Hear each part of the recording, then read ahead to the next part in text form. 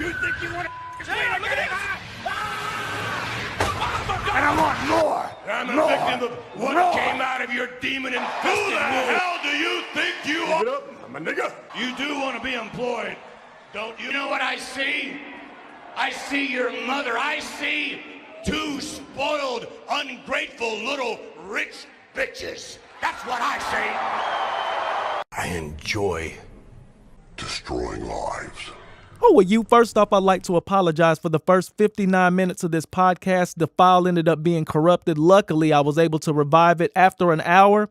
You'll definitely see the quality shoot up. Anyhow, hope you all enjoy it. Spread the word. Spread the word. Damn. Who are you? No, I don't like that one. All right. Who are you? It's Beer Drink. Dear Vince. Podcast episode 1 with...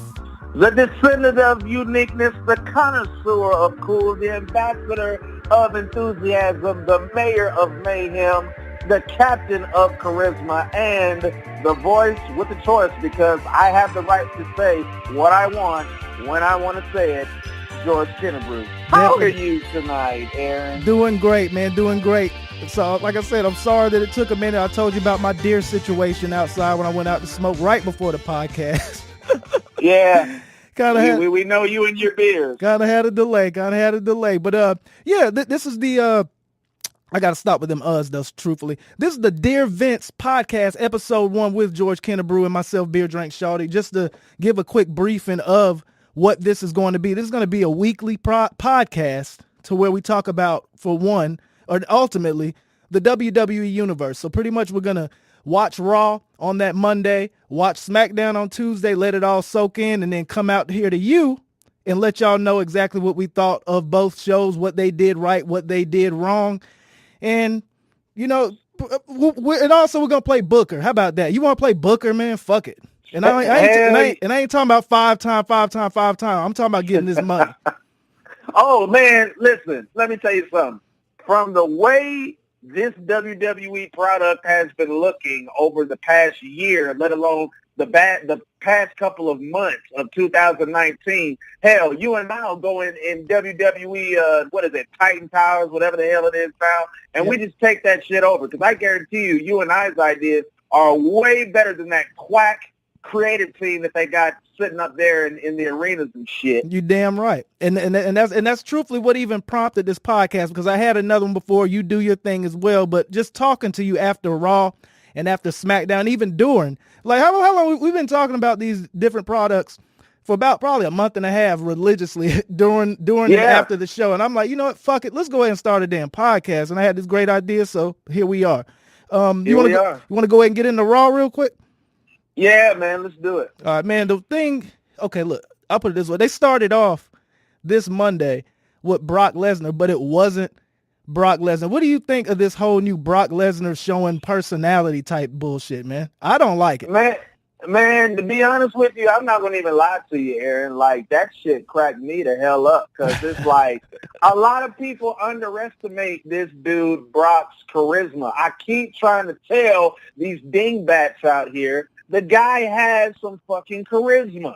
Yep. The only thing you have to do is get your underwear out of a wedge and just suspend your belief or whatever, however the hell it goes. Anyway, all you got to do is just emotionally invest in what the hell the guy is doing. I personally find this entertaining because if you go back maybe about like 10-something years ago to the Ruthless Aggression era, you would know that this is not the first time Brock has displayed this type of goofy behavior. Yeah. Although back then it was with the mariachi band. Yeah, I remember that. And, all he did was basically just bring what he did to in the Ruthless Aggression era to, I guess you could call it the reality era now in 2019. Is that what it's called, the reality era? That's what Triple H so-called says it is. Well, but if you ask me, I just say it's the dry era, because shit. Definitely. That's lately what I've been seeing from WWE is some dry ass shit. Dry shit, definitely.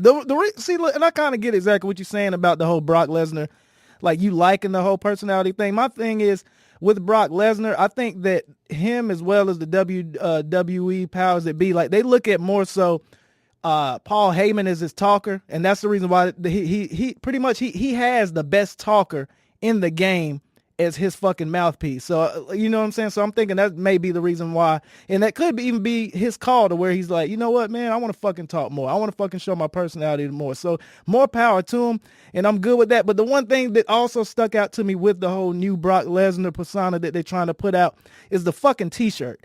Like with the boom, you know, the new t-shirt to me is horrible. Does that in any way reflect the beast incarnate image to you? Hell no. Well, I mean, yeah, you're right about that. But I was just gonna say, you gotta understand, Brock's a fucking dad. Okay, yeah. That was some straight up dad shit that he was doing. Like it's pretty much like one of those cold nights because you know he stays up in fucking Toronto, Saskatchewan, whatever the hell it is, chopping wood, but and wrestling polar bears wood and all that stuff. Right. So he really doesn't have shit else to do. So you know that might be how he passes the time by acting a damn fool, you know, in front of his daughter and, you know, Sable or whatever. Yes, it is. But I feel you. No, I was just going to say, like, I just don't understand, like, how Sable would even put up with some bullshit like that. Because Sable looks like, you know what I'm saying, one of those bras that's like, look, if you're not going to give it to me or whatnot, I don't need to see your big ass up here dancing trying to do the fucking Running Man or whatever. You need to run your ass on in this bedroom and give me this F5. This guy looking like the Pepsi polar bear. But yo, I'm trying to tell you. What about old Dolph Ziggler, man? Like I said, I mean, we good on the Brock, but like I'll put it this way: before we jump over to Dolph Ziggler, what do you even think is next for Brock? Like, who do you think he's gonna cash that damn Money in the Bank briefcase on? All right. Well, since we're playing fantasy booker here, whatever. Here's what I think. Okay, I got two scenarios that I think could possibly happen, and I'm gonna state the obvious first. Now, the first obvious scenario is come Super Showdown is okay.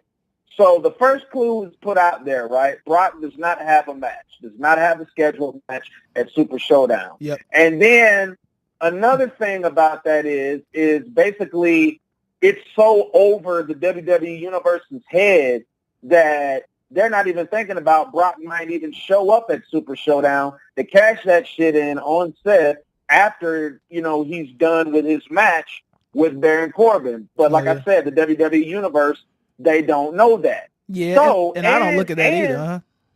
Right. And then on top of that, it makes it even better because a lot of people aren't going to even think about watching that shit on the WWE Network. Exactly. I'm contemplating if I will or not. Yep. I don't know. I might. I don't know. See, and that's exactly where I was at too. I was like, man, I'm not even really checking for the fucking superstars or whatever it's called. How about that? Whatever it's called. Like I'm not even really checking on it for the fact of the card and having another Undertaker match. You know what I'm saying? Just fucking the Undertaker's legacy up more and more. Goldberg coming. Like, I don't care about that. I don't care about that. Nothing relevant to the WWE Universe by doing that. Triple H and Randy Orton. Fuck out of here.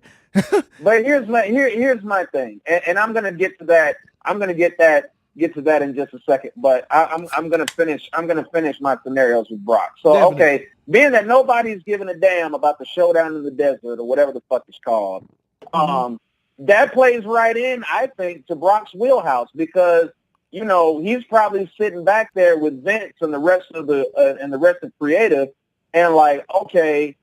A lot of people don't give a shit about this show any damn way, but what if I could do something similar to what I did at Money in the Bank and basically just shockingly appear after the Universal title match is over and just cash that motherfucker in, F5, Seth Rollins' ass, 1, 2, 3, and basically get even more nuclear heat than I did when I crashed Money in the Bank. Yeah, I feel you. Yeah, I definitely feel that. Like pretty much nobody's watching it, nobody's checking up on it. Then the next Raw, he comes out holding the belt. They're like, "What the fuck happened?" Exactly. That could be a thing. Yeah, I feel you. Now the second scenario for that is being that in storyline or maybe even in kayfabe too, Brock had just found out that he's got a year to cash the shit in. Oh yeah. So my thing is like, all right, if he chooses to go down that direction, then all right, he'll probably do the Brock Lesnar thing and probably just, write himself off of TV for a few months. Mm-hmm. And if I'm not mistaken, the next biggest event after WrestleMania is what? SummerSlam. All right. So Brock writes himself off of TV for about 4 or 5 months. Like I said, he goes and does Brock Lesnar things, mm-hmm. and everybody's basically forgotten about him. Yeah, not fight professionally, not fight MMA. Right. Exactly. So, okay, SummerSlam comes along, and let's say, let's say Kofi Kingston, this is just hypothetically speaking, fantasy booking here. Okay, so let's say they book a triple threat match. Uh-huh. Okay, let's say you have a triple threat match between Kofi Kingston, Kevin Owens, and Dolph Ziggler. Uh-huh. All right, so, they've done all the build that they're going to do or whatever, and then SummerSlam finally arrives. So if I was, to book it where Brock would just, make a shock appearance out of nowhere and everybody forgot about him and forgot he was Mr. Money in the Bank. So it's like, okay, I would have Seth, Kevin, and Dolph just go out there and just basically tear the fucking roof off Toronto. Just have a badass match or whatever, right?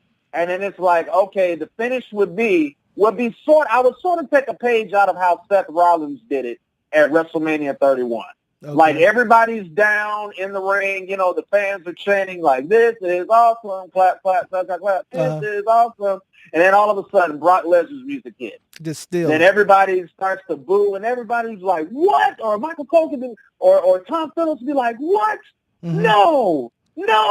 And then Brock just basically runs down. And this is the perfect way for Brock to get heat. Brock will just run down. He'll just basically heave the Money in the Bank briefcase into the referee's chest, because what referee is going to tell Brock, like, oh no, you can't do that. Yeah. So Brock will just basically go down there and just intimidate the referee, scare him a little bit, make him piss his pants, whatever the case may be, and then hand him off the briefcase. So, Greg Hamilton will make the announcement, Brock Lesnar is cashing in his Money in the Bank. Yeah. So basically what he does is he basically shoves Ziggler out of the ring, just basically, just kicks him, under the rope, kicks Seth Rollins out of the rope, and then basically gives Kofi Kingston 3 German suplexes, or suplex city, whatever you want to call it, then hits him with the F5, 1, 2, 3, Brock Lesnar's Junior WWE champ. Okay. Instant heat. Heat. Yeah, I got you. Because it's like he's just still in the kind of still in the show, but in a bad way from the fans, like kind of tainting a great match. I got you. Right. Cool. That's the best way. After watching Money in the Bank, I've made a determination now. If I was a part of WWE Creative, that's the best way to book Brock. Yeah, and you're right, and you're 100% right, because that's kind of how he even got into the money. He wasn't supposed to be in that match. Like, he bullied his way in. Like, Brock, he pretty much shows that Brock does whatever the fuck Brock wants to do. Exactly. Yeah, so it makes a lot of sense. And that's the best way. That's the best way to book him. Like, just have him display that prize fighter bully mentality. Like, I'm getting paid over $3 million to make a appearance, ever so often or whatnot. But when I do make an appearance, I'm going to make sure that I fuck with your favorite superstar. Yep. And that's a bully. And that's basically how you get the heat. Just bully the fuck shit. Just fuck with the, everybody's favorite superstar. And it's over. As Seth is right now, definitely. Nobody's more over than Kofi right now. Yeah, and nobody. If somebody like Brock was to come and just basically, pick the bones of the all-beloved Kofi Kingston, oh, yeah, Brock's going to get nuclear heat. And then even after that, the even comeback of Kofi, like, that would be, same, like, that pretty much everybody would be rooting for him to get the belt back. But, off of the whole Brock thing, like, and I want to be on this one very quick, because I don't think that, truthfully, he deserves our time as much. Dolph Ziggler. Does Dolph Ziggler deserves to be at mid-card status, definitely, but not a shot at Kofi. You know what I'm saying? I think they're booking that totally wrong, just having him come back in and immediately has heat with Kofi. I don't think that that's a good move for Kofi, to be totally honest. They're kind of devaluing Kofi Kingston and even bringing back Ziggler, and then immediately, that's where the feud is.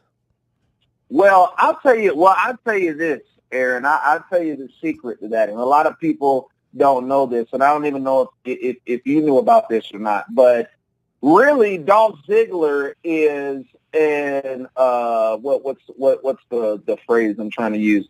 Basically, Dolph Ziggler was brought in as an insurance policy because the news came out, I think it was maybe like at the top of the week, that Kevin Owens told Vince or somebody in management that he was not going over to the desert with those crazy-ass Taliban.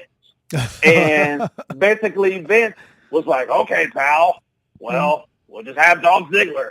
We'll just call Dolph Ziggler up. You know what I'm saying? He's not that funny any damn way. Yeah.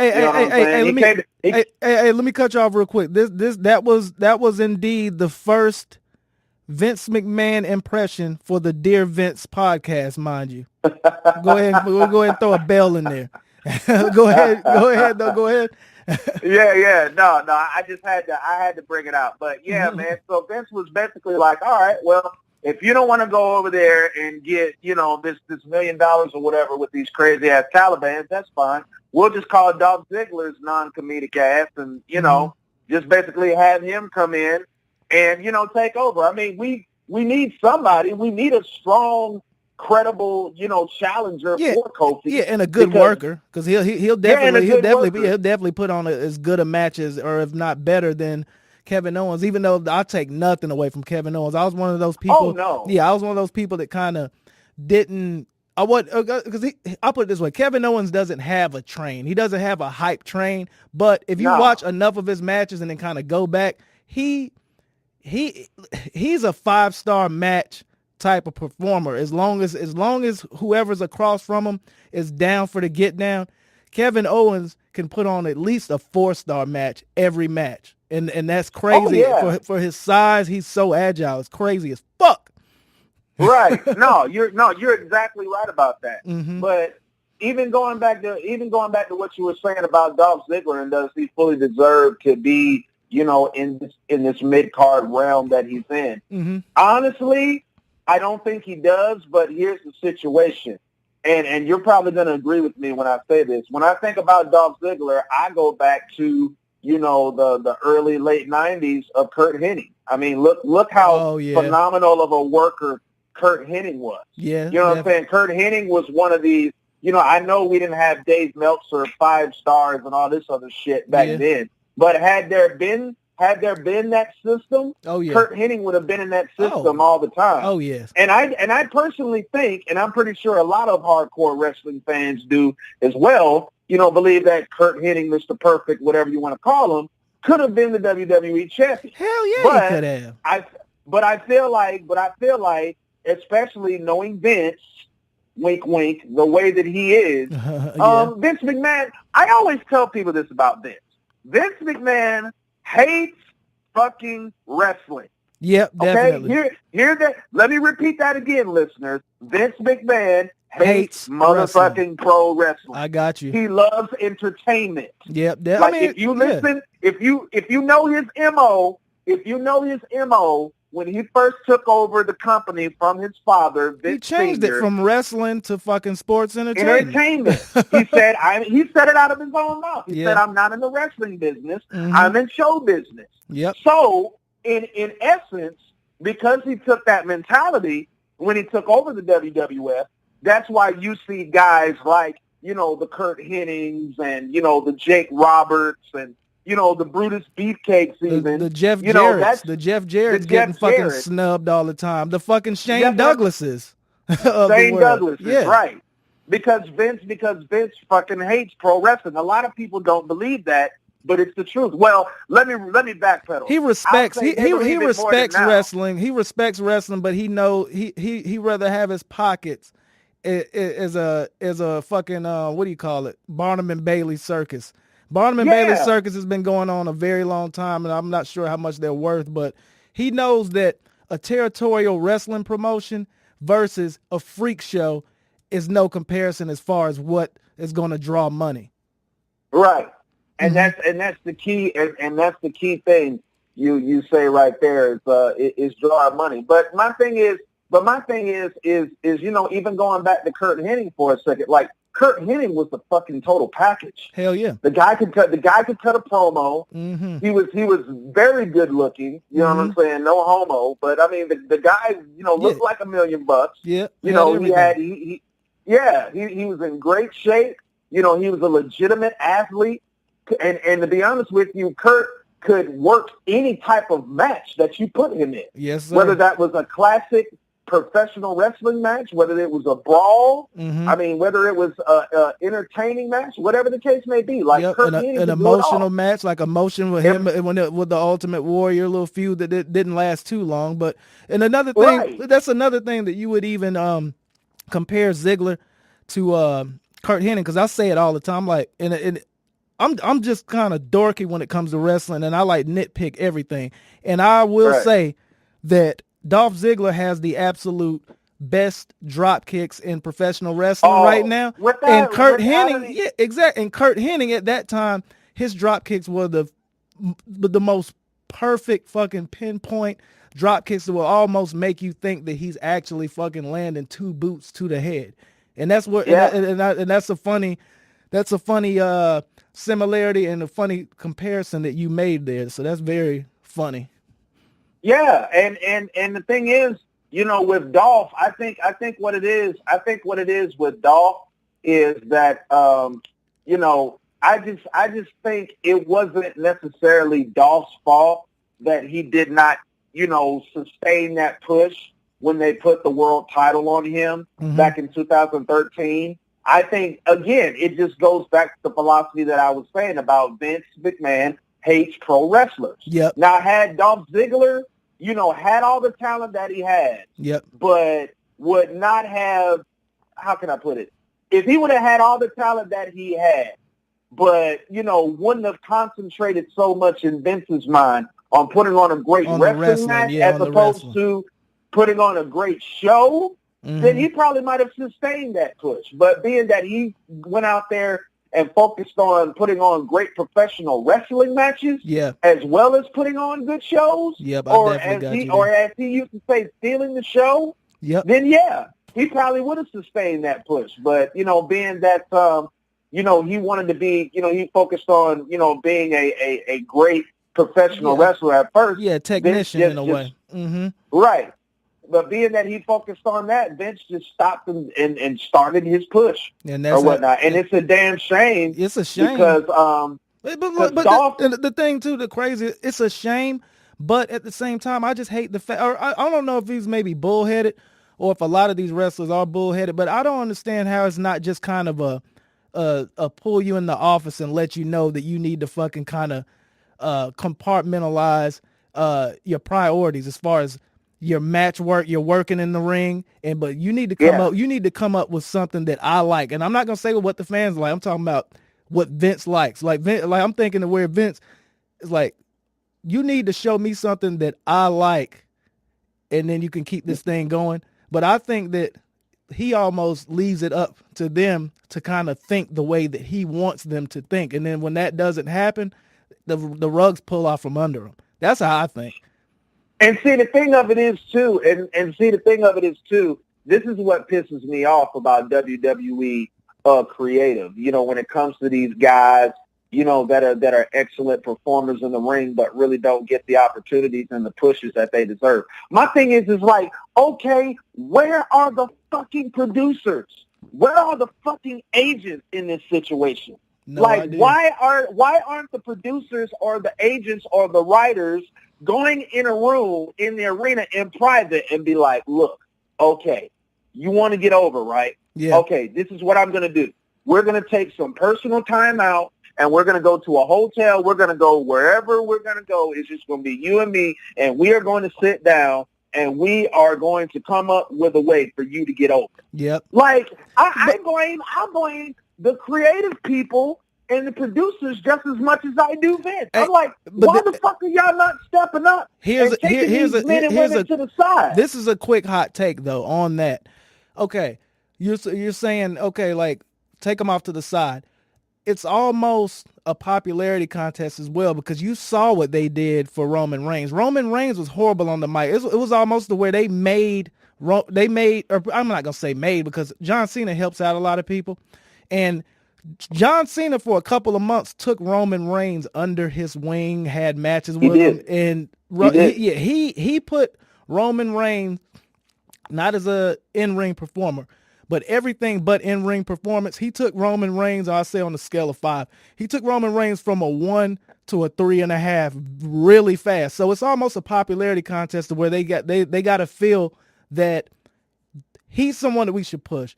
He's someone that we want to get behind. He's someone that can last. And that's the difference, I think. Like Dolph Ziggler, Roman Reigns. Like, you know what I'm saying? Like, I'll put it this way. More women, I'll put it this way. Roman Reigns' core fan base of women. More women look at Roman Reigns as, oh shit, I fuck with Roman Reigns. More women look at Dolph Ziggler as like, look at this dickhead. You know what I'm saying? Right. So it's almost a popularity contest, and who they think is has more longevity as far as selling the product. So, but here's my thing. But here's my thing, though, Aaron. I mean, I can agree with what you're saying, but here's my point. It's like, okay, if they think Dolph Ziggler and this whole, show stealer, whatever the hell it was, gimmick that he had, back in 2013 when he won the world title, okay, if Vince did not think that gimmick was marketable enough and he couldn't get that over, then why the fuck don't you send him to a producer or a creative guy or gal and have them come up with something to where he can get over? Because the thing of it is, okay, yeah, you talk about, comparing him to Roman Reigns. Okay, I'll give Roman, a disadvantage. Like, okay, he does have the marketable image. Yes, he does. Yep. And more women are going to cater to Roman Reigns as opposed to Dolph Ziggler. But here's the thing that makes him appeal to those women.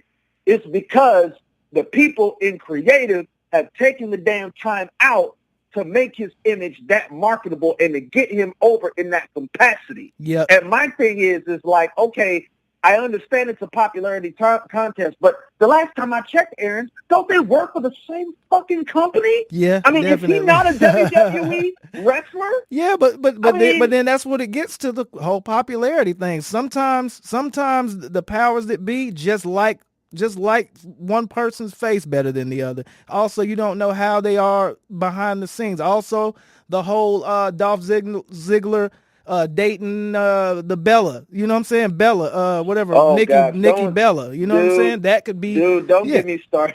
No, we're not getting on that. We're not getting on that because we've been on Dolph Ziggler. No, we've been on Dolph Ziggler way too long. That's a whole nother podcast. Well, that's going to have to be the way I'm feeling right now, I will rip her a newer asshole than John Cena did when she was with him. No, we're off that one. You know what? Fuck it. We're going to get to something. That's definitely going to be fun, but we're going to be more brief on it. You know what I'm saying? We're just going to hit on the topics, and we're not going to go into each and every single vignette, but Firefly Funhouse this past Monday. What do you think? Baby. Yeah, what do you think? For one, I'm gonna just put it out there. AEW had a pay-per-view this past weekend that fucking blew the roof off, and I like to thank you first and foremost for reminding me about the pay-per-view, and because as soon as you reminded me, I hopped on and I fucking checked it out, and it was what it was. They did fucking deliver, but has the Firefly Funhouse been presented the way it was this past week? Like, normally they just plug in the Firefly Funhouse anywhere. But after this AEW thing, it was almost to where we need to make sure that anyone watching this show is going to fucking keep watching. And this Firefly Funhouse is pretty much the only reason to even check in on Raw. And they gave at least 2 to 3 build-ups. Like, oh, coming up soon, the Firefly Funhouse. Oh, up next, the Firefly Funhouse. Oh, just remember, we got the, excuse me, Firefly Funhouse coming up. Did you not find that kind of weird The where it's like Bray Wyatt is really getting his justice due now, and I love the Firefly Funhouse. But what do you think of the change up of the introduction of the Firefly Funhouse, with them pretty much giving previews of the Firefly Funhouse is going to be a part of Raw? We know that, right? I mean, to be honest with you, Aaron, I mean, it's pretty ironic. I mean, listen, I tell people all the time, the people that I talk to on social media, whether it be Facebook or whether it be Instagram, and a lot of them think that I'm crazy, but I've been trying to tell folks, man, Vince McMahon is desperate. Yeah, he is desperate. And the reason why he's desperate is because of the AEW effect. Now, definitely. While we're briefly talking about Double or Nothing, I won't go into full detail, but I will say this. I knew before this whole card was created for Double or Nothing, I knew it was going to be a slam dunk. Definitely. And I'm going to tell you the reason why I thought it was going to be a slam dunk. And a lot of people underestimate this about Cody, the Bucks, Kenny Omega, and all of these guys. Hey, they're fucking wrestlers. Definitely. They're wrestlers. They've been in the business. That's the advantage that they have over Vince McMahon. Yeah, over there at AEW? Yes. Yep, definitely. They're wrestlers and talents themselves.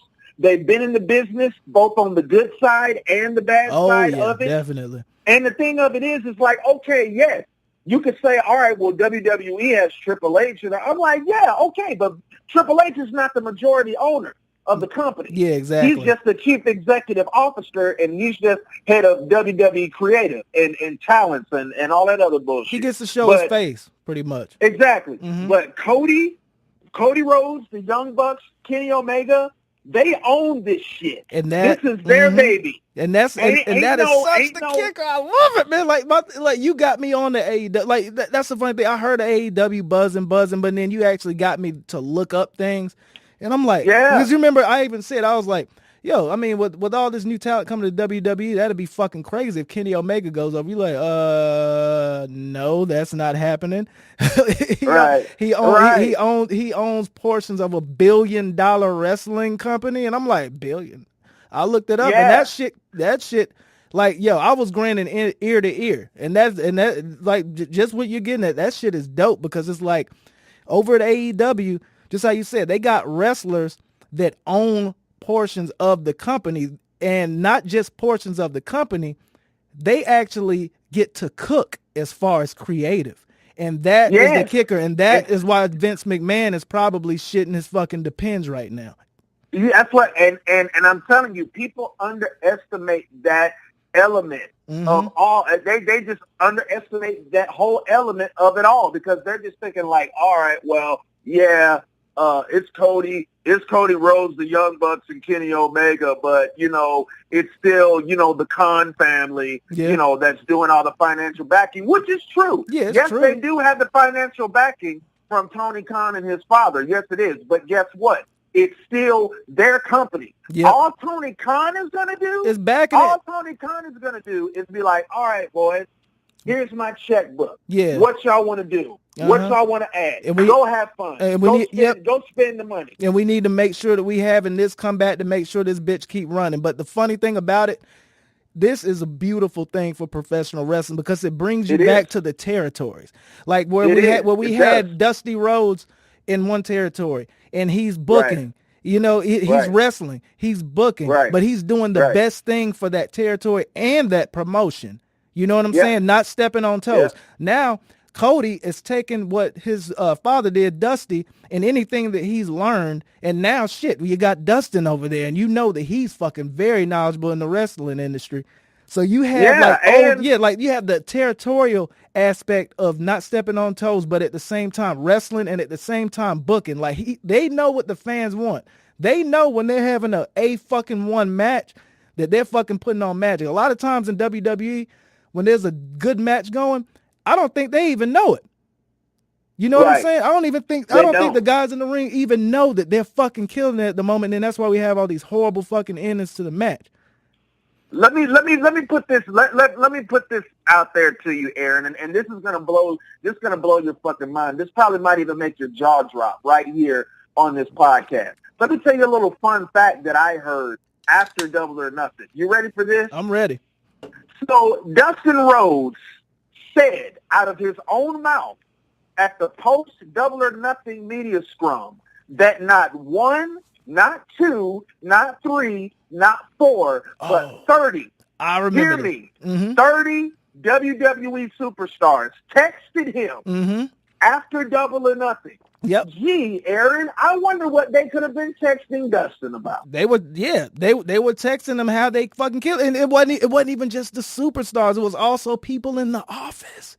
It was writers. Yeah. It was people that helped write their fucking shows, hitting them up just out of respect, saying, I heard that just yesterday, and I'm like, holy shit. And my thing is like, I hope that they didn't text them on a company phone, because if they text them on a company phone, we're going to have a lot of people from the WWE working from home. tweeting Facebook and YouTube, and not working under that WWE banner, because you already know, even if they using their regular phone, I put money, they got fucking tap on it. Oh, of course. You know that. You know old Granddaddy McMahon. You know, he ain't gonna have all that. But yeah, I just thought that I just put that out there. So that just goes to show you folks, the AEW effect is slowly taking shape on WWE.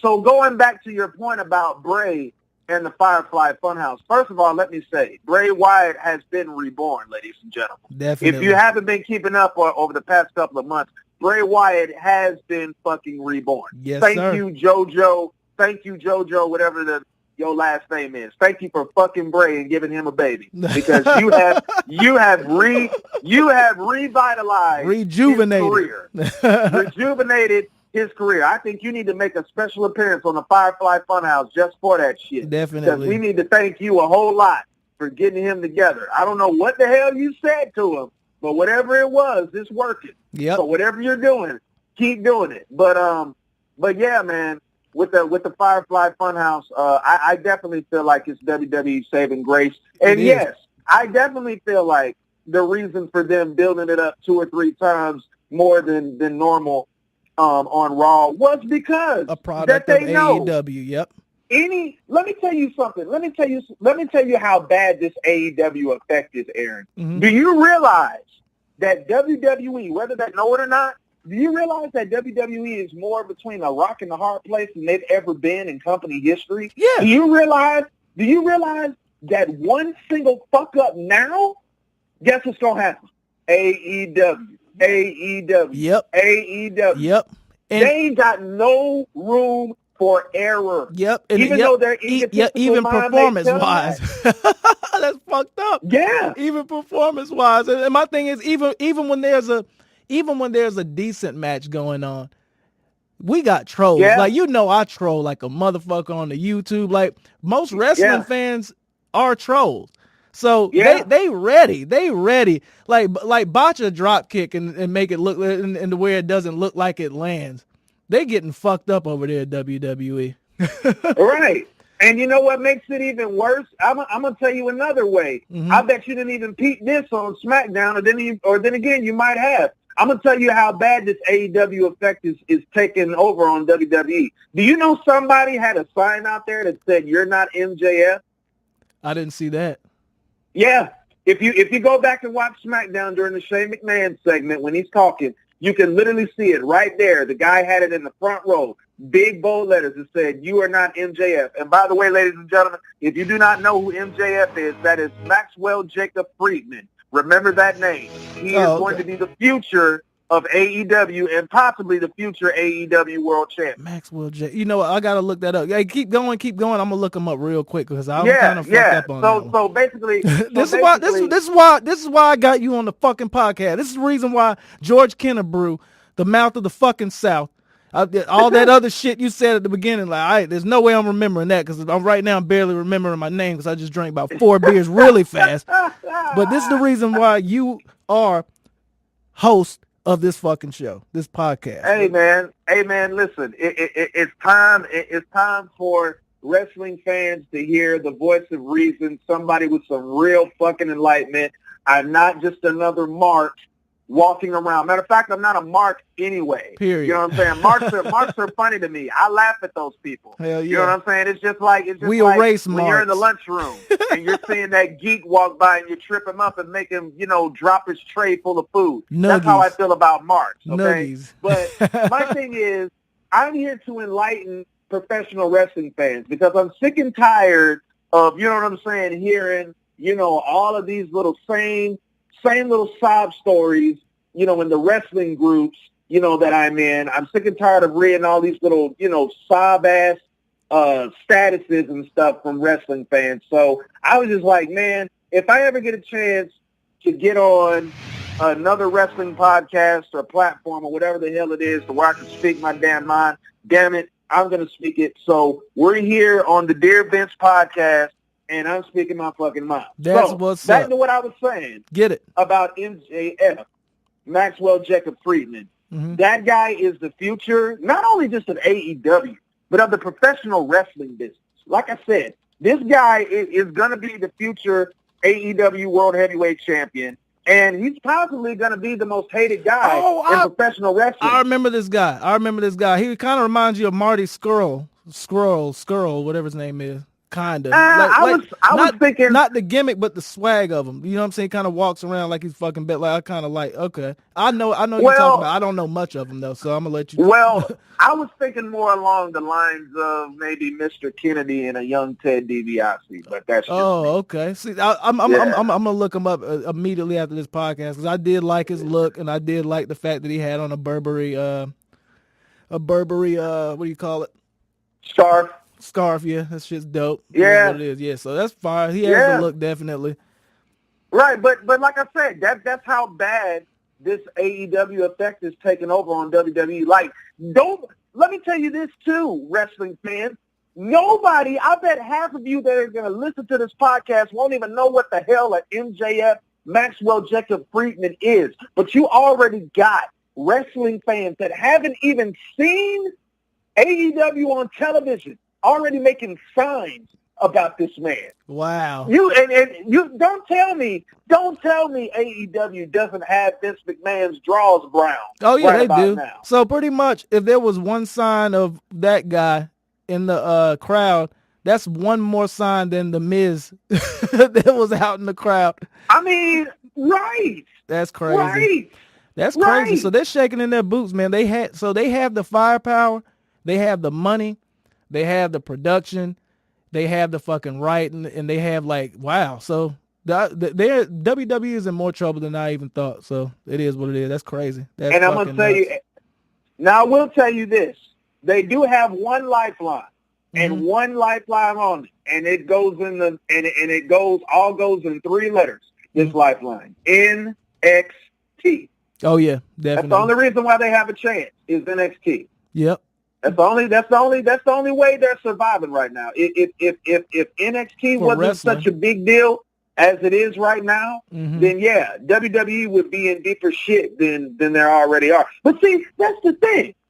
This is like the fourth brand that WWE has, which basically means that it's Vince McMahon's other brand, but you don't give a fuck about it. Yeah. Now, how is that? Yeah, he never shows up there or anything like that. It's Triple H's baby. Triple H and yeah, it's crazy.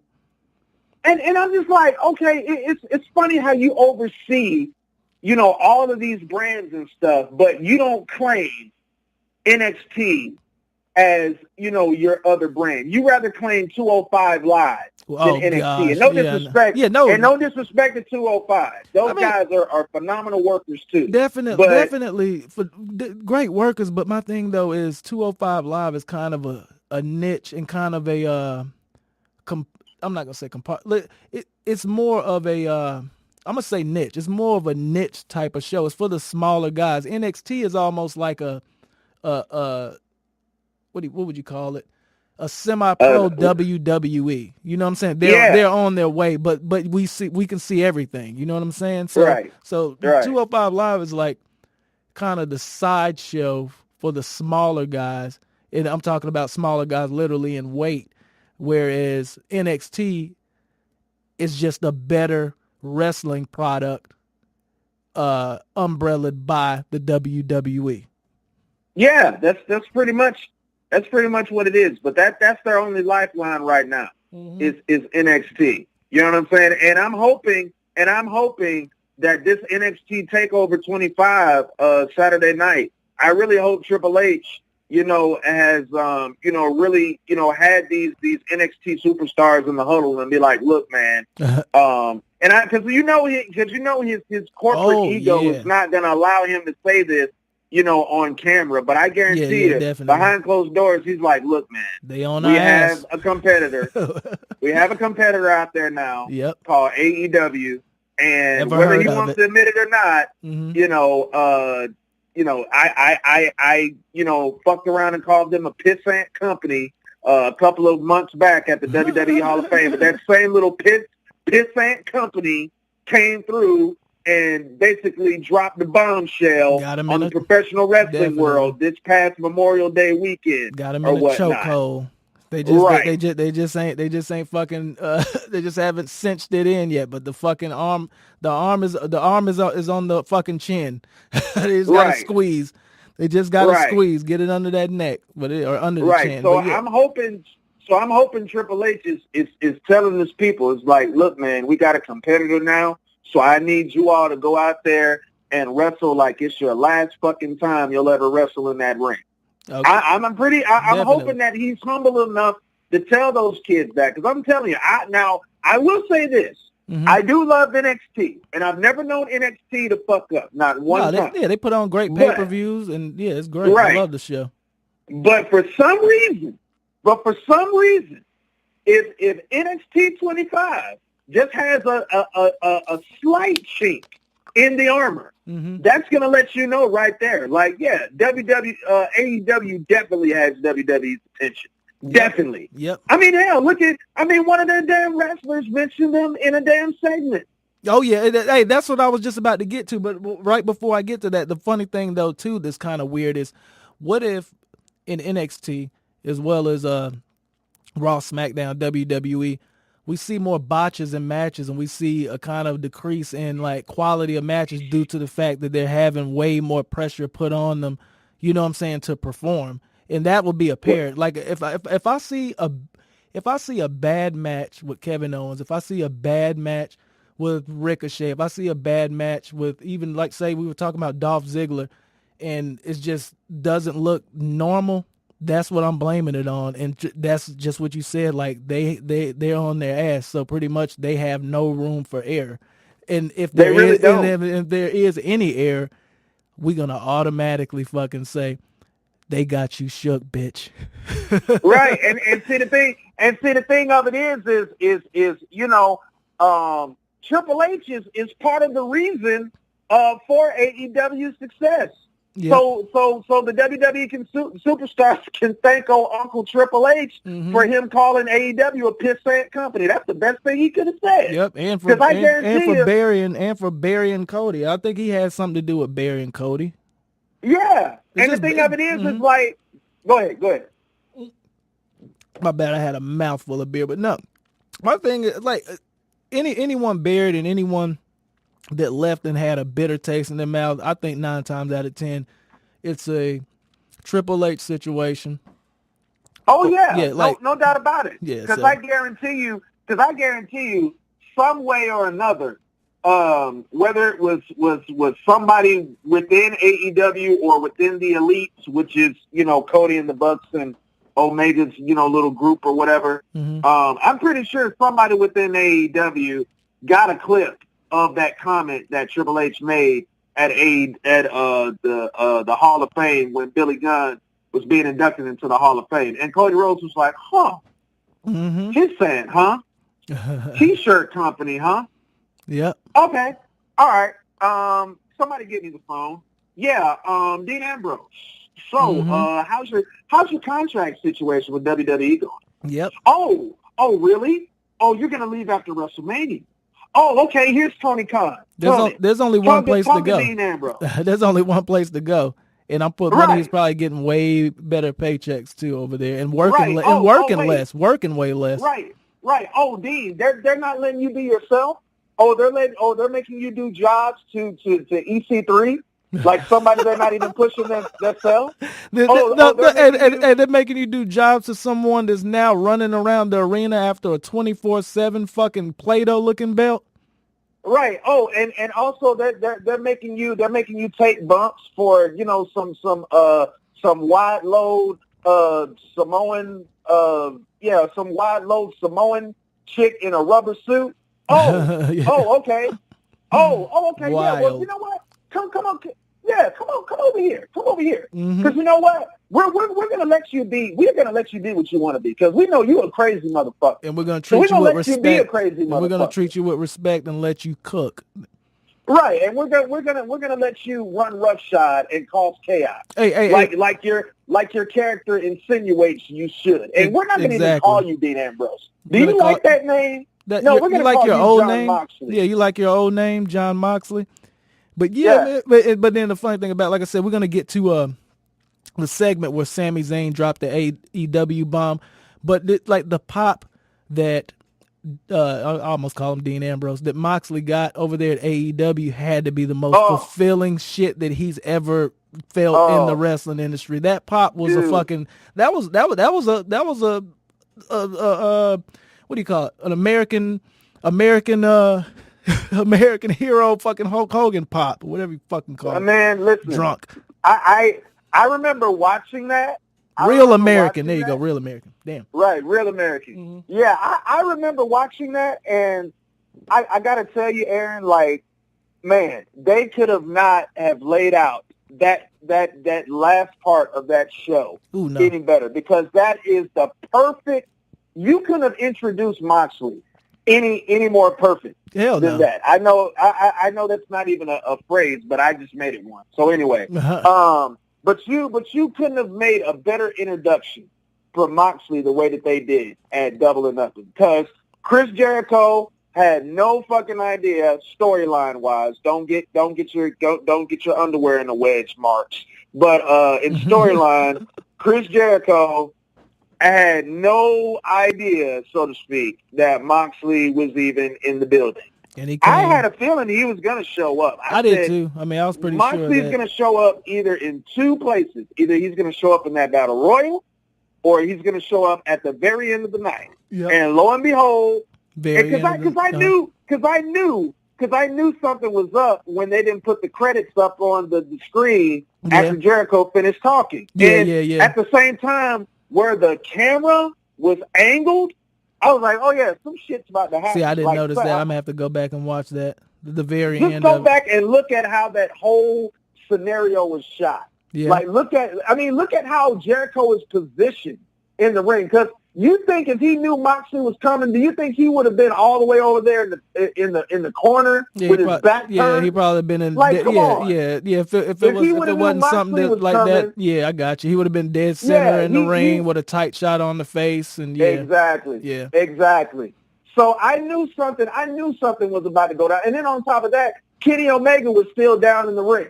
That should have gave you another clue. Because usually after the match is over, they'll Chris Jericho probably might have cut a little promo here and there, but Kenny Omega would have been at least out of the ring. Yeah, definitely. Or what have you. You know what I'm saying? Because he was the one that lost, and plus he got his damn nose busted. Yep, or what definitely. Well, hey, look. So, Sami Zayn drops the AEW bomb on Raw live. Was that scripted, or was that him shooting from the hip, being edgy? Ooh, the conspiracy. Is he unhappy with his WWE contract and somewhat kind of hinting that, fuck these people. I don't give a fuck what they do. I already know where I'm going after this shit. What do you think? Right. What do you think of Sami Zayn dropping that AEW bomb live on Raw? Well, you know what? It's kind of, conflicting in a certain sense, because it's the grand mystery. It's like, was it a shoot or was it a work? Yep. If you ask me, I think you can really use it as a double standard. Yeah. I could say it was a shoot work. Yeah. Or a work shoot, rather. Kind of like a CM Punk type of situation. There you go. Go out there and kind of say what you want, but you know. Right. Yeah. But my thing is this. It's like, I'm up there. I didn't literally do this, but in my mind, I'm up there applauding like, hey, thank you, WWE. Mm-hmm. Thank you for the free publicity. Now everybody's going to know about AEW Exactly. now, stupid motherfucker. Yeah, it's like if anyone that didn't know, all they have to do is type in 3 simple letters. Right. Because I guarantee you, because I guarantee you when Sammy said that, you're like, oh, wait a minute, AEW, wait. Oh shit. Oh, they were trending. They were trending number 3. Oh shit. In Google searches. Yeah. Oh shit. And Saturday? the pay-per-view was just this past weekend, and I can order it right now. Let me go ahead and spend $50 on another product to see what the WWE is fucking promoting for free. Right. And wait a minute. It's sold out. It's a sold out show, and it's not a WWE based event. Like what? Huh? Exactly. What is this? Crazy. Oh, thank you, Sammy. Appreciate that. Exactly. But that's why that's kind of why I think that it was a shoot, to be totally honest. Like, I understand what you're saying as far as like go out there and do whatever, like try to draw emotion from the crowd or some shit like that. But I think that mentioning AEW on a live fucking show and it being like the banner show of Raw, I think that Vince, I'll put it this way. If you have an edgy writer or somebody edgy and creative that would give him the go-ahead to do that, I think if Vince in any way heard about it, jobs would be on the line. You know what I'm saying? No, we're not saying we're not saying AEW on live television, especially after that pay-per-view. Right. And then it's funny that you mentioned that too, because, you know, from what I've read and from what I've heard on the internet, just on other podcasts, it's 2 different stories going around. It's like, some people are saying that Sami Zayn did get the green light from Vince to mention AEW. But then again, there's others that are saying that Vince McMahon is extremely pissed with Sami for saying that. So like I said, conspiracy. Yeah, the only way we're going to know is just how Sammy's written into the product next week. You know what I'm saying? Basically, if he's out there, if he's out there losing, basically if Sammy is out there losing to fucking No Way Jose, then we know. We know what happened. Yeah, we know exactly. We know exactly what happened. Yeah, and then we know what's gonna happen. We know what's good for him next week as well, and the week after that, and the week after that. So just okay, You know what? Vince was mad. Fuck, it is what it is. But shit, man, look, we've hit up the entire Raw show. The Rollins match versus Sami Zayn, like that was just a match. This is my life. Curb stomp finish. Sami wins. Weak. It is what it is. But we need to go on over to SmackDown. SmackDown was way less eventful than Raw. But but before we get to SmackDown, do you mind if we take a quick break? Sure. Okay, we're gonna take a quick break before we fuck the us. We're going to take a quick break before we get on to the SmackDown show and give our opinions and kind of... This one you're going to definitely have to fucking take the lead on because I watched SmackDown, but I just wasn't a fan. I literally have 2 bullet points for SmackDown. So we'll get into that. Problem. We'll get into that in a second. We'll be right back with the Dear Vince...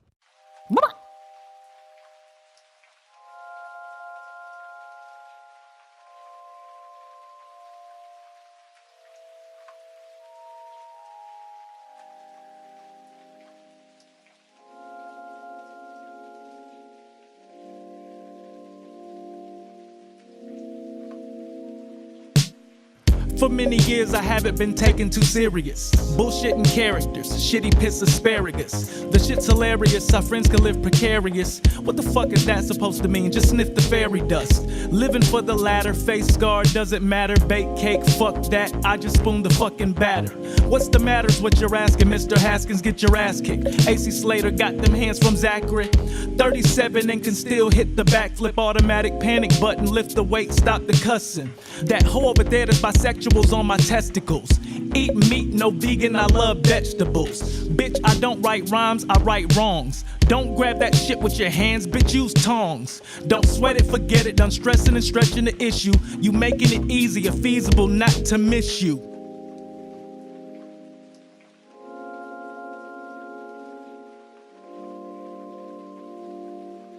All right, ladies and gentlemen, welcome back to the Dear Vince podcast here with the voice of choice, George Kennebrew, along with my partner, Beer Drake. Who are you? It's Beer Aaron Drake. Gordon. Yep. Yeah, SmackDown. There we go.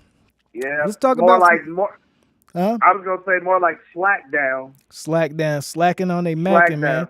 I mean, slacking on a mackin'. Like I said, this past show, very uneventful, but the only thing that I had to really say, I had two things to say. Anything that you have to say, definitely throw it in there. But why in the hell is the WWE champion Kofi Kingston wrestling on the tippy top end of the show? The actual very first match of the show. What does that do for the belt? Because, as I told you earlier, when we were talking about Dolph Ziggler, this goes back to my point. Vince McMahon hates motherfucking wrestlers. And Kofi Kingston is a wrestler first before he's an entertainer. Now, if Kofi just was a guy that came out throwing pancakes all the fucking time and couldn't have wrestle, then all right. He probably would have been at the end of the show. But, unfortunately, he's not Roman Reigns. So, there you go. But he's so over, though. That's my thing. He's so over. It seems like that they would wait for that pop. They would wait and have that pop later. You know what I'm saying? Then that's another writer's problem. They should have wrote the show better. They should have wrote a build-up to Kofi Kingston in the main event of the fucking SmackDown show. Like, it's like crazy. Like, why in the fuck is the WWE champion wrestling the first match of the show? It kind of I hate it. I'm feeling a certain way about that. No, listen, I'm feeling some type of way about that too, because the last time I checked, being a hardcore wrestling fan, and one of the main laws of professional wrestling is your fucking world champion does not go on first. Never. He goes on last. Never. But exactly. In Vince's wacky Barnum Bailey circus world of professional wrestling, let's have the skinny black dude with the dreads that throws pancakes out there go out first. Because why? This holding your title. Loves pancakes. Yeah, my thing though is this: he's still holding your title. And what does that do? Like, it's almost like, they're doing everything right for AEW to clown him. I think that truthfully, Cody should have done a tweet, or the guys over there at AEW should have said something, been more vocal about it. Like, damn, SmackDown first show back after our pay-per-views, y'all had y'all's champ go first? That's like ordering a Mayweather fight. Like, say they did Mayweather fight first. Yeah, say they have Mayweather McGregor. That's like they have it again, like the rematch. Say they have Mayweather McGregor. Put them first. And then put everything after. And not saying that, okay, that's a fair fight, because Mayweather cleans McGregor either way. But it's like, what does that do to legitimize or keep the legitimacy of your belt, having your belt? And it was for the belt, if I'm remember right. Yeah, it was. Holy shit! It was for the WWE Championship. But who's like dropping the man, ball over there? Who co-signed that? Who's dropping the ball over there? Hey, you know what? Defend the belt first. Within 10, 15 minutes of the show, defend the belt. Then after that, we're gonna go on with the rest of the show. It kind of fucking shows that, like. No. I know what it is. No, Aaron, you're missing the point. No, Kofi Kingston is not the main priority, even though he's the damn WWE champion. No. Remember, they have to protect their $1 million investment, Joey Anoa'i. Oh, I'm sorry. I mean Roman Reigns. Oh, okay. Yeah, I guess so. But I'm all about the belts, man, and like I'm all about wrestling. Too. Yeah, no, it's like, I am too. If the main belt, I'll put it this way: say if the Intercontinental belt was on the SmackDown side of the roster. Don't even start off with that. Don't start off with, you know what I'm saying? Don't start off with belt matches at the beginning of the show. It's a free show on cable. Why are we seeing belts being defended at the top end of the show? It's ridiculous, man. Yeah, it is what it is. Like your last take on that, because I just didn't like that. Put a bad taste in my mouth as far as how they respect Kofi and how they truthfully even respect the belt now that he's holding it. And I put it if Roman Reigns was the holder of the belt, even if someone like The Miz was holding the belt, if he was still on SmackDown, I don't think that he would be wrestling the first match of the night, and that pisses me the fuck off. Yes, he would. Yes, he would, because he's not Roman. Listen, okay, here we go, ladies and gentlemen. Second Vince McMahon impersonation. Here we go. If Hogan must pose, Roman must close. That's what it is. Get out. That's what Get it out is. of here. Get out of here. Get out of here. Right. That's what it is. Roman's got to close, pal. Wow, that's crazy. Roman must close. It is what it if is. Hogan must pose, then Roman's got to close. I guess that's what it is, man. What else did you get from SmackDown? Because I got absolutely nothing other than what we already talked about. Dude, my thing is like, first of all, okay, Vince McMahon is professionally and creatively shitting on his quote-unquote flagship show of Monday Night Raw. He's been doing that over the past year. But now you basically flush the toilet and then come right back and pull your pants right back down and defecate on pretty much the pretty much the best show on WWE's main roster. Yep. And now you're going to professionally, creatively defecate on SmackDown Live now. Yep. It's crazy. And it's just like, hey, but real quick though, is it Vince? I mean, I know this is the Dear Vince podcast, but you know what? For a second, can we say Dear Stephanie or Dear Shane? Like, do you think Vince or Dear Triple H is Vince? Is he the problem for SmackDown as well? I know he's overseeing everything, but you know, one man can only be a couple places at a time, and you know what I'm saying, he has family and shit. Like, do you think that there's a thing to where it's like maybe he's fucking getting the information late? Because though he is in sports entertainment as opposed to wrestling, I don't think that Vince would want to devalue his fucking champion like that, even though he is Kofi Kingston. You know what I'm saying? Oh, really? So you're thinking he don't want to devalue his champion, but he had a guy by the name of Dean Ambrose come out and make a remark about somebody who almost damn died of a terminally ill disease called cancer. Yeah. And you don't think he'll devalue his champion? Yeah, I mean, we're not talking about Tony Khan here. Yeah, Aaron, it's still his company, and it's like, yo, you gotta put some type of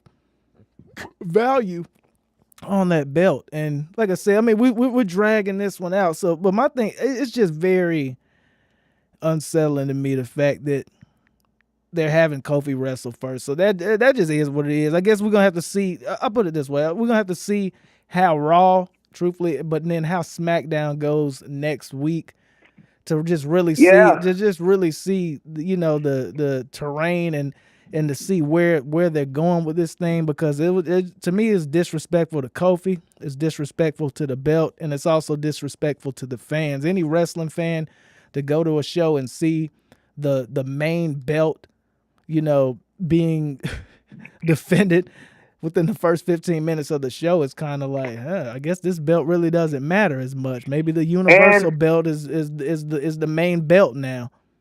All right, and let me put this PSA out there right now, if I may, Aaron. Mm-hmm. Where in the fuck is Daniel Bryan and Eric Rowan? Where the hell is the SmackDown Tag Team Championship? Can somebody tell me that? Well, they wasn't on it this week. No, they were, but I'm just like, where the hell were they last week? Oh yeah.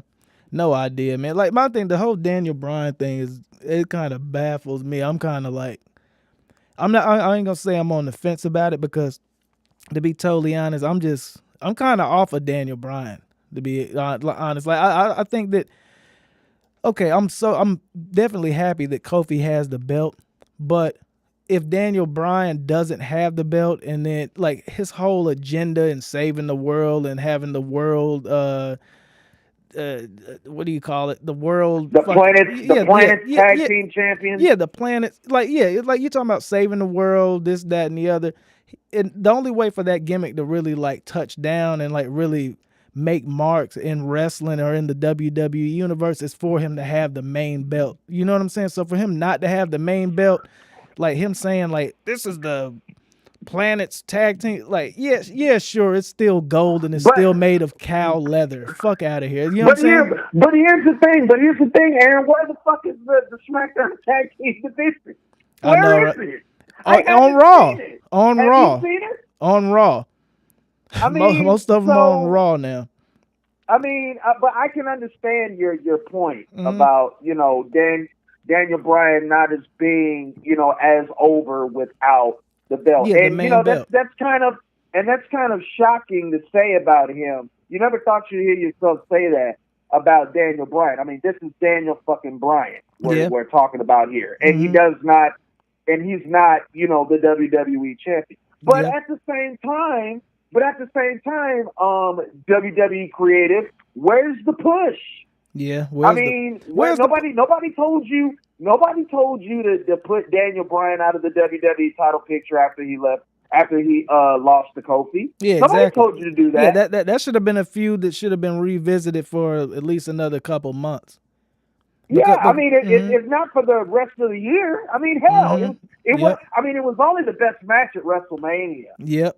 I mean, all they did was steal the show at WrestleMania. Yep, and then the fact that you even give him the tag team championship belt, why not fucking him change that to the planetary champ? You know what I'm saying? Make that sustainable leather and all this other shit.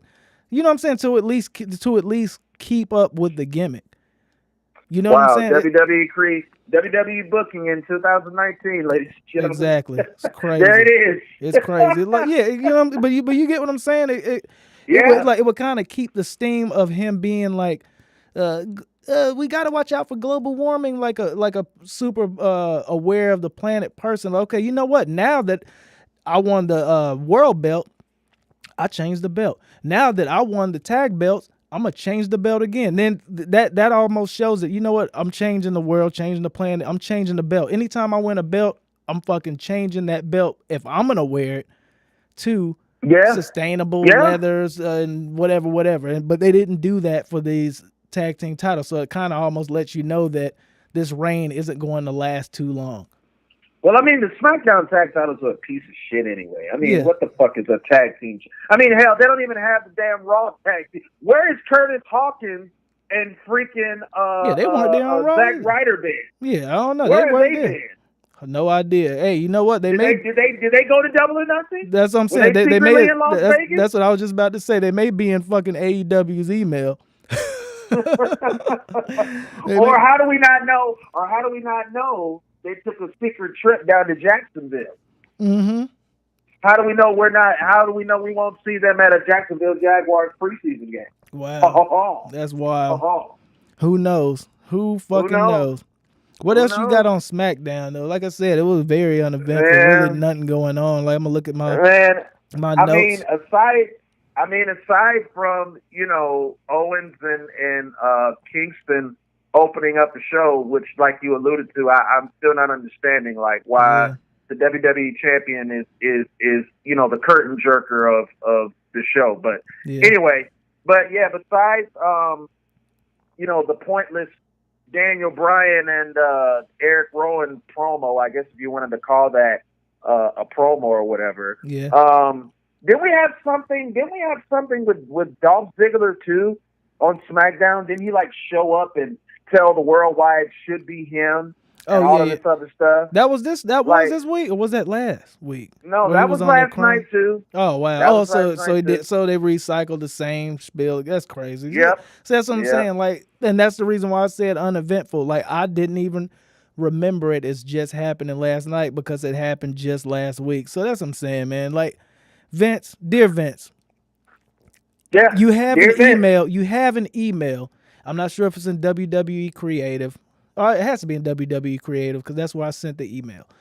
Not sure if you checked it, but there's an email in the box, beerdrinkshawty@gmail.com.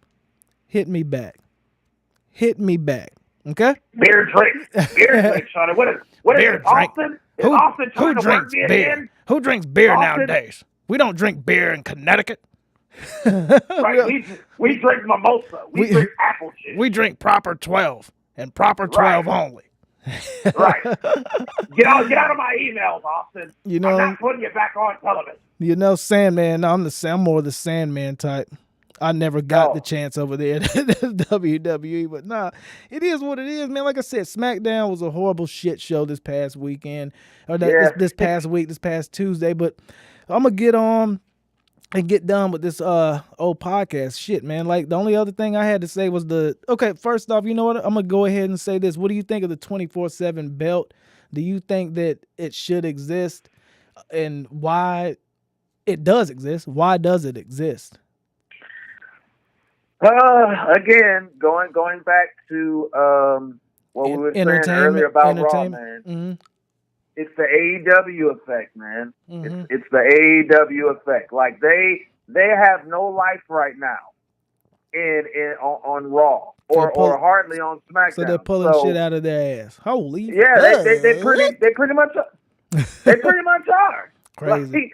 Because the thing of it is with the 24/7 belt, it's like, okay, we understand, you know, the concept behind it, but here's the problem. Mm-hmm. We know why you created the 24/7 belt in the first place, so that you could present to us, the wrestling fans, who think we're dumb as a doorknob, which we're not, Vince McMahon. But 95% of them are idiots. You're the people that you feel like should be on TV. They're going to get more TV time. Yeah, that's not enough. But man. just to look that's like buffoons, just to run after each other and fucking, it's crazy. And my thing that's crazy that sucks to me is during Jinder Mahal's push when they were trying to get over to the India market.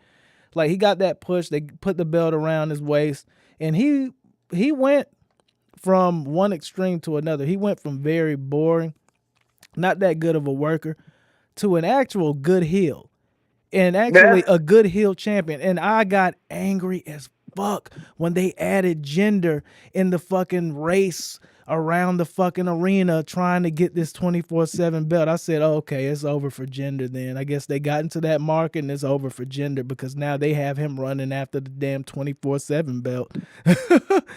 Yeah, I mean, it's basically a consolation prize for the underutilized talent. Yeah, that's pretty much what it is. Yeah, that's what I call it on Facebook. I call it the WWE World Jobber Championship. Yeah, I mean, that's pretty much what it is. That's what it is. That is pretty much what it is, man. And you know, it's a damn shame because most of these guys that, you know, are, you know, enhancement talents or jobbers, so to speak, in Vince's eyes, they're really not. Yeah, they're not. This is some damn good talent you got looking stupid. Yeah, but look, this right here shows how much that politics comes in, even on this aspect of like, okay, jobbers running after jobbers holding the belt. The guy that's held the belt now 2 times and has held the belt the longest is R-Truth, and everyone knows that R-Truth is actually close friends with Vince McMahon. Of all the talent over there at WWE, R-Truth, and I don't know how this happened, to be totally honest. I don't know how the hell that happened. But R-Truth and Vince McMahon have a very close relationship as far as like actually being friends and like having like a cordial thing to where he could actually even say, "What's up, Vince?" A lot of the guys aren't even allowed to acknwledge Vince. Did you know that? That's why. Yeah, no, I knew that. So you know, as a consolation, R-Truth, you know what? We're gonna make up a new belt. This is the 3rd one. Somebody's called because R-Truth makes me laugh. Yeah, I love the way R-Truth makes me laugh. You make me laugh. We're gonna he's gonna make me laugh even more when he holds this belt. Yeah, we're gonna create a belt just for you. But you know what? You're just gonna have to run around the whole arena. And you know what? I think we got a thing for you. We got a new gimmick for you. Run, Truth, run. Run, Truth, run. Racist or not. Holy shit. And you know what? You know what's funny? I appreciate the entertainment that Vince McMahon has resulted and that he has put out for wrestling fans throughout the years. However, tainted for the fact that you got to do what you got to do. And I understand him. Like, you got to get your money, especially if there's an audience for it, especially like kids and wrestling fans that maybe just started watching wrestling in the year 2007 or some shit like that. But I mean, I understand that. yeah, I don't want people to think that I'm like just shitting on Vince McMahon, but that's the name of the podcast, Dear Vince. And truthfully, if Vince hears this podcast, I already know he ain't gonna be angry. He's gonna fucking think about it. He's gonna be like, damn, these motherfuckers are saying real shit and they're not afraid to say it. You know what? It is what it is. But my thing is like, I'm not a Vince McMahon hater. I'm not a WWE hater. However, man, y'all need to watch your backs. Just how Dustin said, because AEW coming to fuck y'all up because we want wrestling, man. Like, how many of you been talking for like a couple months? We want wrestling, man. Yeah. We want wrestling. And we got wrestling this past weekend. We want wrestling, Vince. We want wrestling. Here's my thing. Here's my thing, Aaron. Mm-hmm. I'm not completely defecating on Vince either. Mm-hmm. And much like you, yes, I am one of those that have appreciated the content that he's put out throughout the years. Yep. Okay? But here's my thing though. Ever since he's got this extra money from these foreign countries and these sponsors and stuff, he's gotten complacent. Yep. He's gotten complacent. He's gotten too comfortable, and with that over complacency and over comfort or whatever you want to call it, it's swelled his ego. Yeah, his ego. That's what I was just about to say. Yeah, his ego. And the thing of it is, and he already had an ego. I mean, yeah, he already had it, but I mean, you know, it's just inflated. Like even more now that he's getting, you know, all these, you know, different paychecks from these foreign countries and, you know, these sponsors or whatever the case may be. My thing is this: yes, make your money, draw your money to your audience. But my thing is, this is professional wrestling. Yep. Yes, definitely. It's entertainment, but it's professional wrestling. Definitely.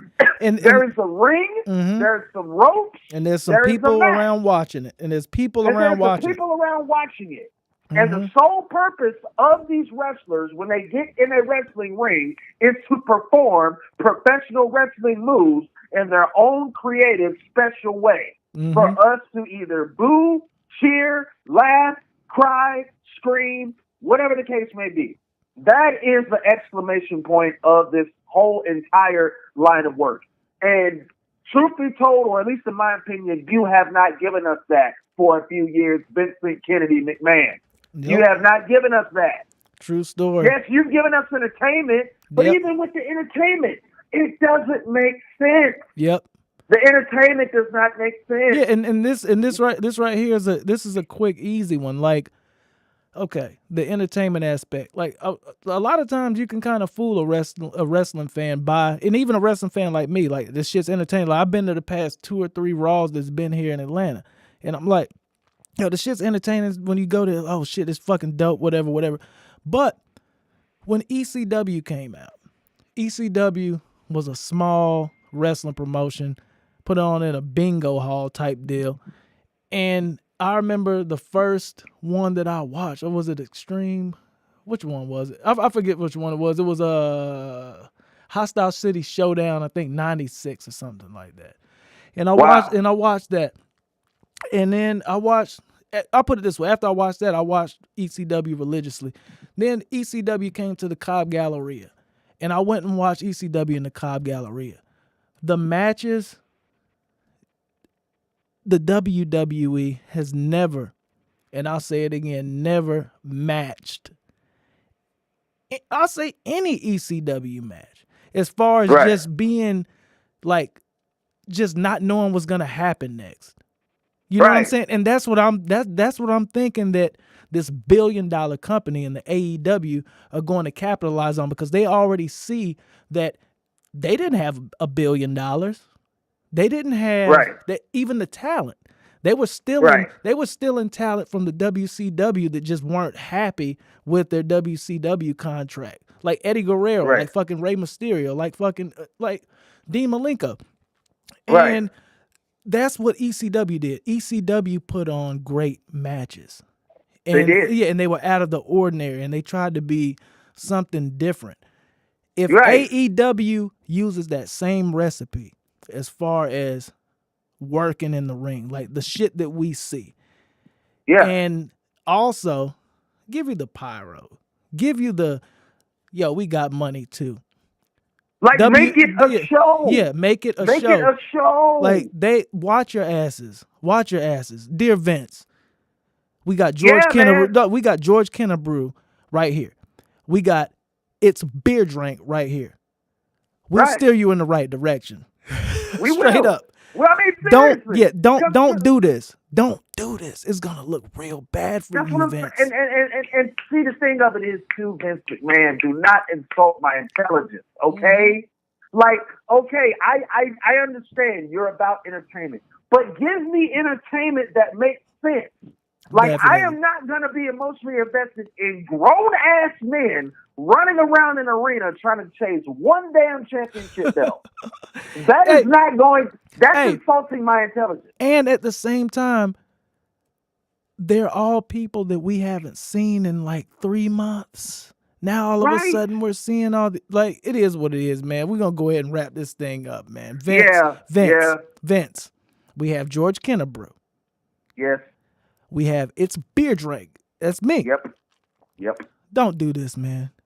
Like, please. Okay, like, we have a lot of gripes, and I'm pretty sure that you only hear the bad sides of your company and the bad things that you guys do. But we're here to shed light on the good things that you do, the bad things that you do, but we're trying to help, not hinder. Yeah, you're right. Dear Dear Vince, come on, man. Mm-hmm. Yeah. Dear Vince. I love you put the WWE title on Kofi Kingston. But respect that was one of the greatest fucking moments in WWE history. I cried. I love that you finally gave Becky Lynch her due and put her over the way she's supposed to be put over. Thank you, Vince Kennedy McMahon, for that. Thank you. Okay? Thank you for even giving Samoa Joe the United States Championship, even though he should have been the damn Universal Champion 2 or 3 years ago. Definitely. But that's another story. Yep. But you still gave him a belt. Thank you very much for that. Definitely. I don't take that in the slightest whatsoever. Okay. Thank you for allowing Bayley and Sasha Banks to create another milestone in their legacy by winning, the tag team championships first. Yeah.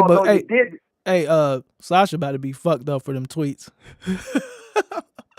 Sasha tweeted like, "Yo, man, this is a great day for wrestling." Hit like, "Yo, you kind of fucked up there, Sasha." But good shit, you'll be a trailblazer. But Vince, we're trying to help, not hinder. This is Dear Vince. Dear Vince, listen, man, listen. I got my feather, and I'm dipping it in the ink thing. And I'm writing it on the iPad. I'm gonna send you an iPad with ink all over that bitch. I don't know if you're gonna be able to understand what I wrote there, but the email's in there. You know what? We're about to come together and email you again. Yeah. Dear Vince. It's me, George Kennebrew. Mm-hmm. Who are you? Who are you? But 95% of them are idiots.